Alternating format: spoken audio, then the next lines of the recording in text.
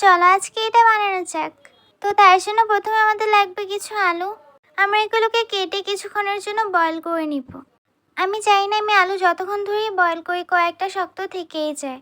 তো আমার আকাম না করলে হয় না। তো আমি ফার্স্টে ভাবছিলাম যে আমি এটা দিয়ে আলু ভর্তা বানাবো। তো আমার গায়ে অনেক শক্তি, তো এটা পসিবল হয় নাই। তো পরে হাতই ব্যবহার করতে হয়েছে। এখানে আমি নর্মাল আলু ভর্তাই বানিয়েছি, শুধু পেঁয়াজ আর মরিচ ছাড়া। ভর্তা বানানোর সময় অ্যাড করছি 1 কাপ আটা আর 1 চামচ কর্নফ্লাওয়ার। এখন আমরা ভর্তাটাকে রুটির মতো বেলে নিব। তার জন্য আমি এখানে নিচ্ছি পলিথিন। আপনারা চাইলে বেকিং পেপারও ইউজ করতে পারেন। তো ভিডিওতে যেভাবে দেখেছি আমরা সেভাবে একটা কুকি কাটারি দিয়ে এগুলোকে কেটে নিব। আর এগুলো যত মোটা হবে ততই ভালো।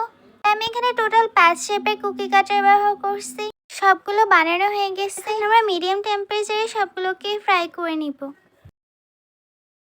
আর যদি আপনাদের আমার ভিডিও ভালো লাগে তাহলে আমার ইউটিউব চ্যানেল সাবস্ক্রাইব করে আসতে পারেন। আমি এগুলোকে 10 মিনিটের মতো ফ্রাই করছি। আমি এটাকে মেয়োনিজের সাথে সার্ভ করছি। এটার ভিডিও ইনশাআল্লাহ আমি কিছুদিন পর আপলোড করব।